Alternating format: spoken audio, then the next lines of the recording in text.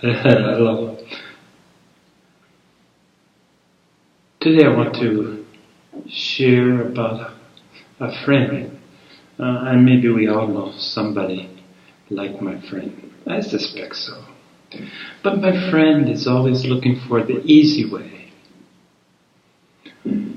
He's willing to hitch his wagon to whoever the latest star, whoever is getting the most attention in his arena of expertise. And he's very quick to succumb to invitations, succumb to hoping, I guess hope is a good word, hoping that by tying himself to this person or persons that his way would be easy.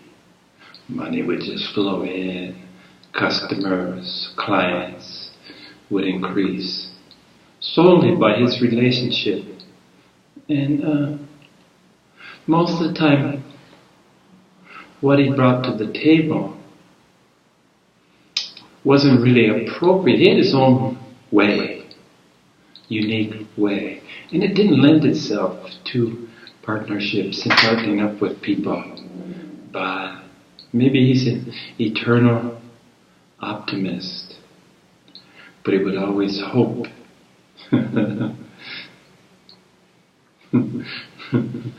I laugh about the word hope because as soon as I find myself saying hope, I know I'm in trouble. I know I'm in a hopeless situation. Hopeless seems to be the more likely condition that I find the world in when I find myself expressing some hope. Like a wish, I guess. Anyway, as you might suspect, or even expect, it was only a matter of time when my friend would have a parting of the ways with whoever he had hitched his wagon to. Because, I hate to use the word doomed, but I think that might be okay. I suspected the relationship was doomed from the beginning due to his extremely individualistic approach and attitude and being. He wasn't really meant to work with anybody else, but maybe he was a bit lazy and he was hoping that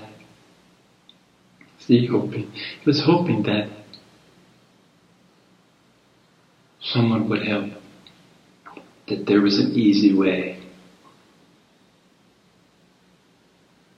And the lesson being here for our purposes is that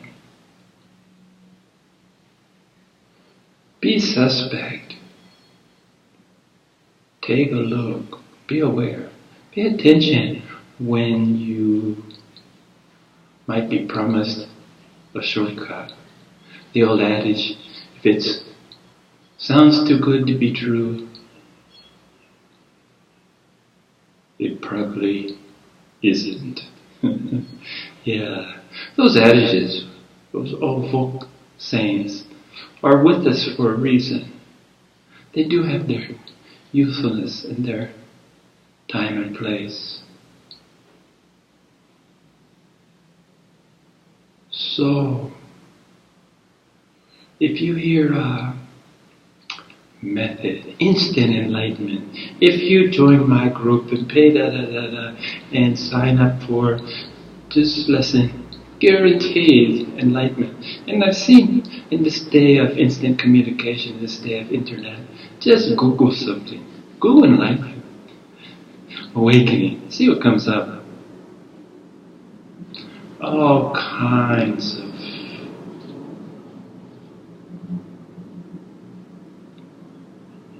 people promising shortcuts. guaranteeing success. And it's a pretty easy thing to guarantee, because who's to say if you're enlightened or not? Take my course, okay, you're enlightened. Yeah. Good luck with that. So,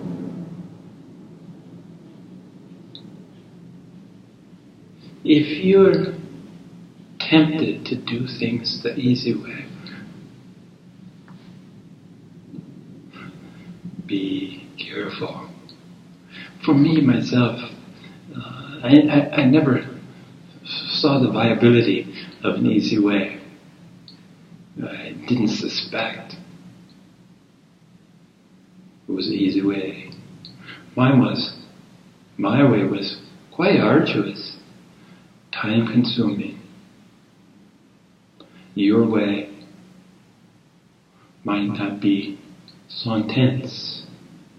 Maybe I had to overcome more karmic debt than you had to. Maybe I had to face more trials and tribulations than you did. So, beware the easy way. Beware promises of the easy way.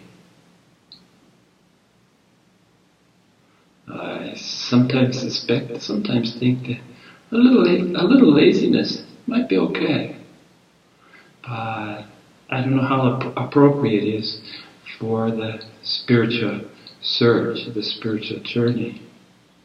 It certainly wasn't appropriate for me. There's no place for laziness.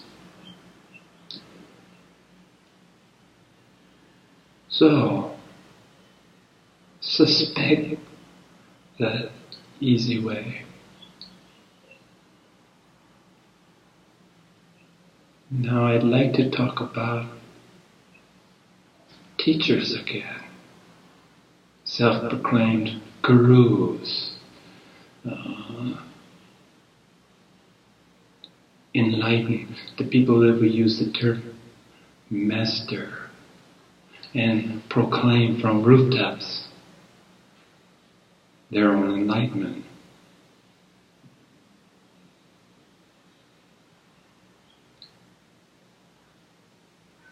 Especially if it's full of promises. I have an exclusivity. If they say I have the only way, turn and run.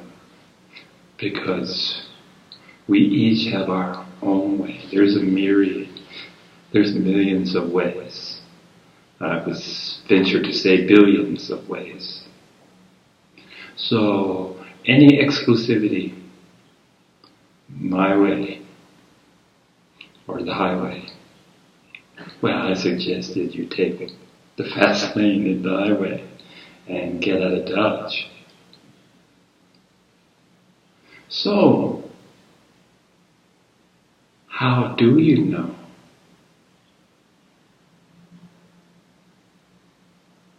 Well, the short answer is you don't. Perhaps I'm not far enough along on my spiritual maturity to recognize an awakened person, an enlightened being. I can't say with all certainty that anyone I've ever met is enlightened.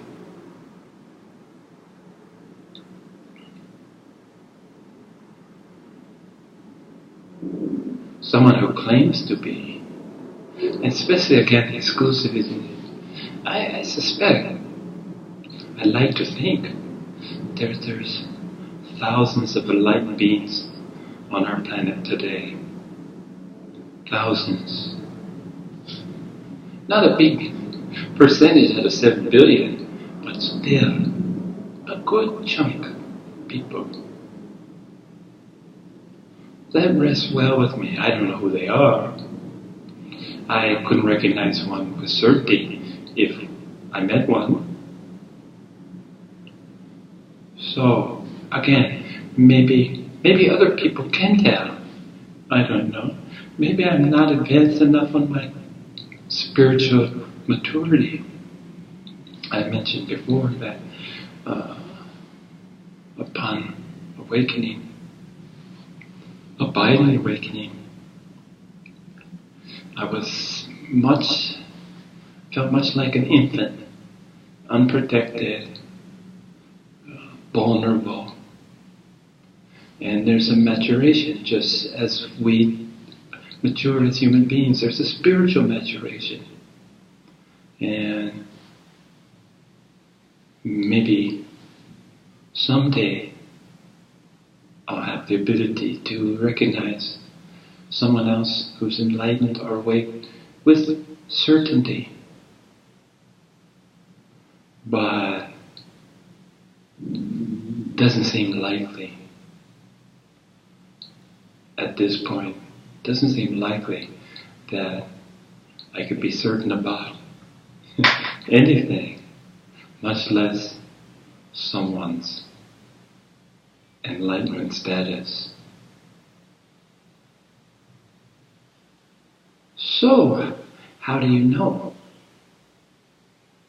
How do you know that if someone has something to offer you?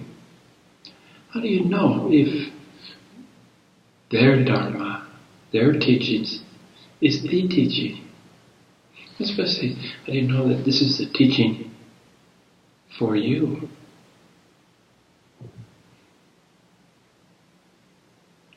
Well, we spoke of surrender. So, suspension of disbelief. Maybe you don't believe that anybody's enlightened. Well, it's okay. But for the purpose of finding a teacher,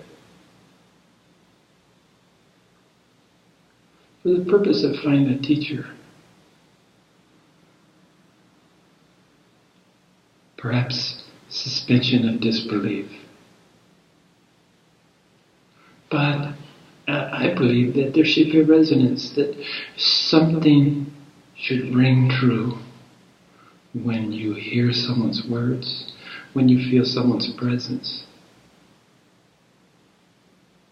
You might have, this man, this woman could be useful, could help me in my journey, could point me in the right direction.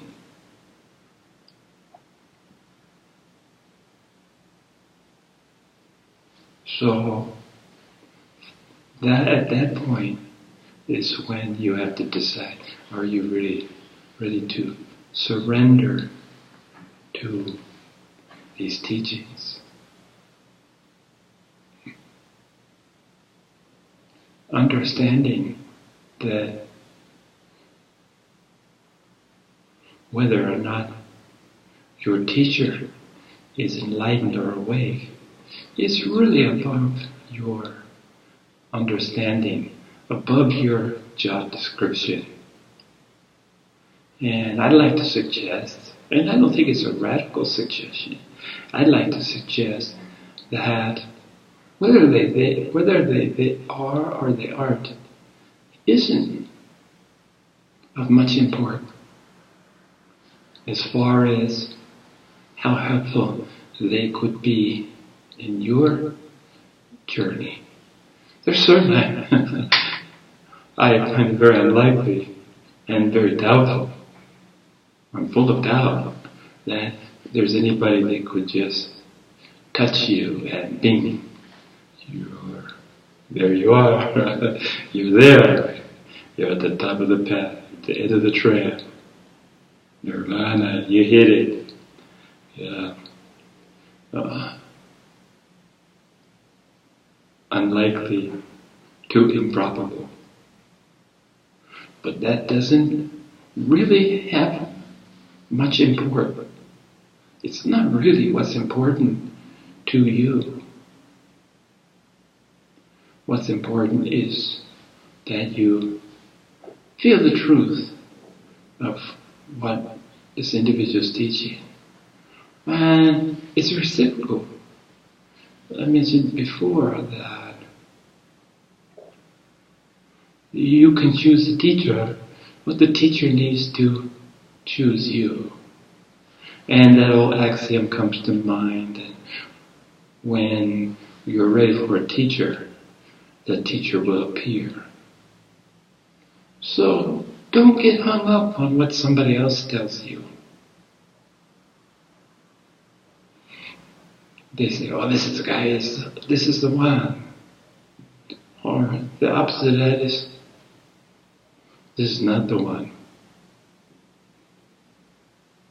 He's full of crap.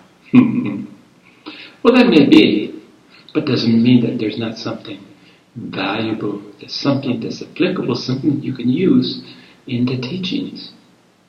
So don't discard. In my journey, sometimes I'll be watching, I always like animated films and cartoons. And because it's the realm of imagination. And there's been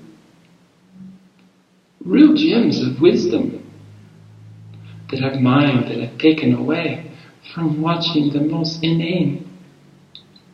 Even a commercial, I've had the experience where a commercial, something was said, some image, something just, wow, it just hit me hard. So, be open. Be open to listen to somebody's teaching. Suspend the judgment. But what I recommend most importantly is to watch closely. I remember there's someone that I like, and I use his abiding and non-abiding terms for degrees of enlightenment, stages of enlightenment. I like Adyashanti. I like, and I borrow some of his, for sure I borrowed that abiding and non-abiding, and it served me well. But I don't want to claim it as my own. It's his, and maybe he wouldn't claim it as his own too. Maybe someone shared it with him. Who's to know? But I remember in Hawaii, this was about, I would guess, 1996. Adyashanti came to University of Hawaii at the Manoa campus. And we went to see him. When I said we, a dear friend of mine, Jessica, and I went together. And sat in his presence, and I remember being really impressed because he didn't start talking immediately. He sat and still and looked out on us for a time that seemed to become awkward. I don't know how many minutes it was, but I've mentioned before that human beings, we like to fill that empty space with words, those pregnant pauses. Well, this was a long, noticeably long. And he began talking. And it was a beautiful talk. And much he said resonated with me.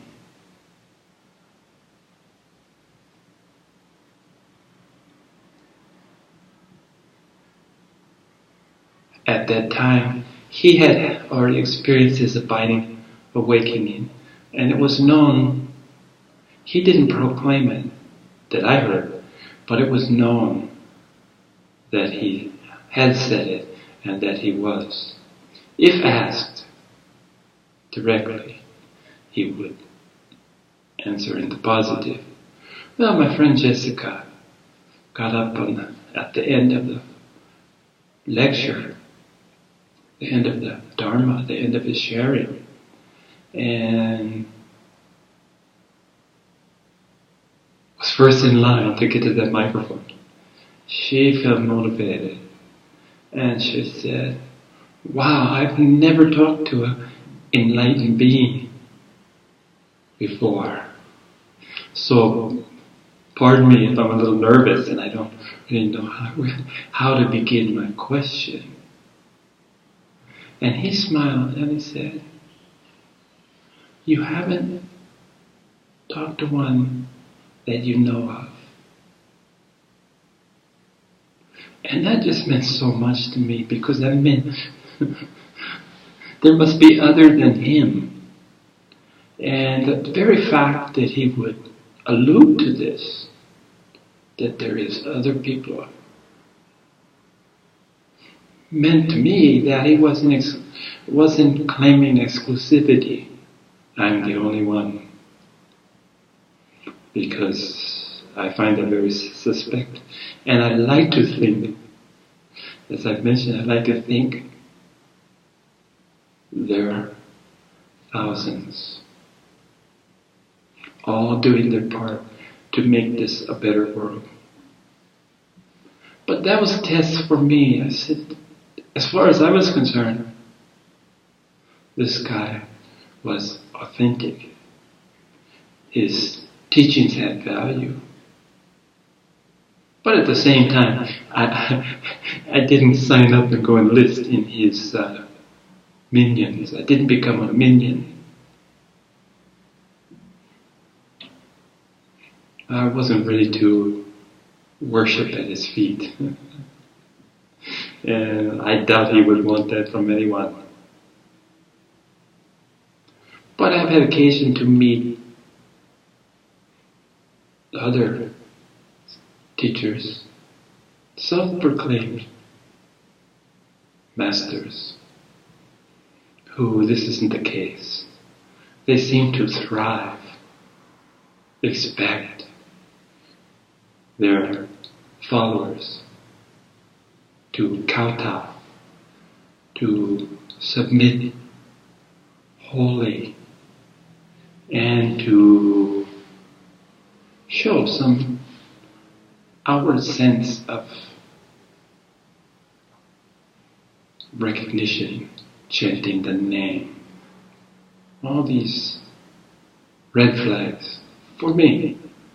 It doesn't mean they weren't authentic, but I just wonder why the accoutrements, why it has to have these extra elements of almost of worship. Because I really believe that someone who claimed to be God, this is the definition of what a cult is. Because I couldn't accept that a God could be in the guise of a human being, could occupy, that you could be a God and at the same time have a physical body. And of course, this was a lot to do with my separation, that God's up there and we're down here. But it was, I think, the fact that people proclaim, and that led me to always, anytime that someone proclaimed their status, proclaimed their achievement, and they wanted to be worshipped, oh, that's a red flag.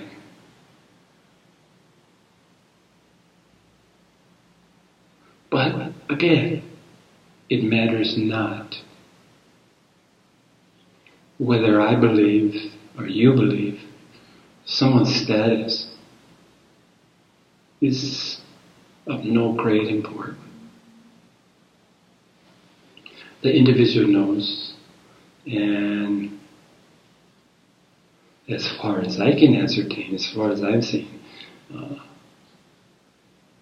you can only know what happened to you. Think how hard it is to know yourself, to really get to know yourself. And this is what the spiritual journey, I think this ignites, this gets people on the path. This drive to know themselves, coupled with, why are we here? What's the purpose? Who are we? Yeah, so it's a coupling of a couple different impulses, tendencies.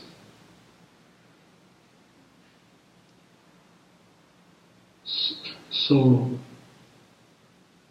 we're talking about how difficult it is to really know yourself. And in the process of knowing yourself, you have to learn what you're not. And the most obvious thing is the ego. You're not the ego. Well, I'm not the ego. Then what am I? Okay, well, this is the path of spiritual inquiry. Now, imagine for a moment that it's quite difficult for yourself to know yourself completely and truly to your ultimate satisfaction.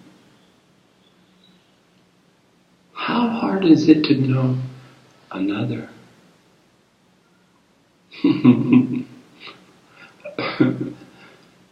Almost impossible is the words that come to my mind. I only put almost because I want to leave room for doubt. Maybe you can know someone even better than you know yourself. But we'll all get to a level of understanding that self and other, this duality, is really an artificial construct. It's part of Maya, and in fact, we are the same. So ultimately, learning who you are, understanding you, yourself, will lead you to an understanding of everyone and everything. Because we're all part and parcel of the same thing.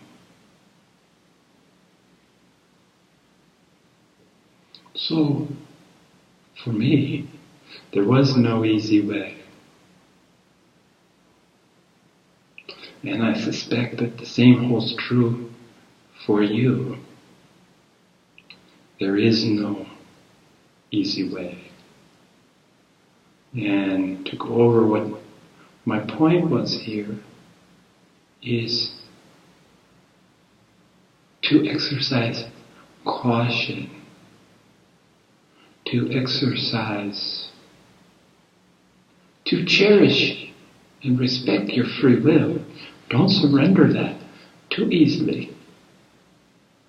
There will be a time, if a teacher's to be effective, and the Dharma is going to be ultimately to lead you as far as the teacher can take you, you're going to find out that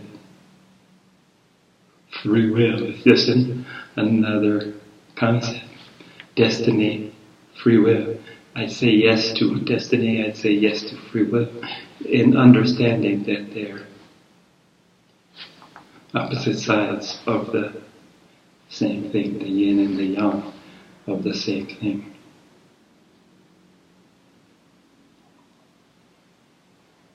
What I really want to impress on you is beware. Exercise caution. Don't be quick to jump in. Don't be like my friend I started this with. Don't be lazy and hope to hook your coattails to a rising star in the hopes that will reduce your own personal efforts. Looking for a shortcut. I'd like to suggest that most shortcuts end up being long cuts, if I can play with the words. If you'll tolerate, if you let me do that. Shortcuts are long cuts. It's a long shot that a shortcut will take you anywhere but nowhere. So, beware. Beware. And not to the point of paranoia, but to the point of self-preservation. And it's funny to say the word self-preservation because ultimately there's no self to be preserved. But if you don't protect yourself, who will?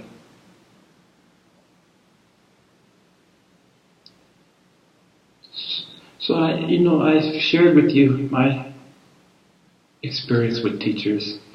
It took years to find one, and I didn't accept him easily. Once I resisted the opportunity to meet with him, or follow him, or attend his Dharma teachings, resisted, because I was convinced that was on my own, as I felt we all were.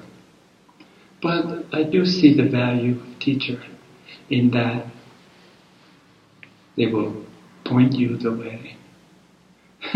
My favorite analogy is, of course, take you to the cliff,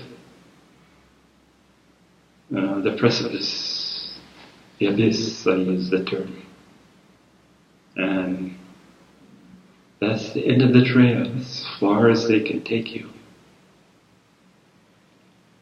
So beware. But most importantly, be aware. Be aware of how the teachings sit with you. Be aware of the truth you feel in the Dharma of this teacher. Be aware of your own efforts and the importance of them in any pursuit.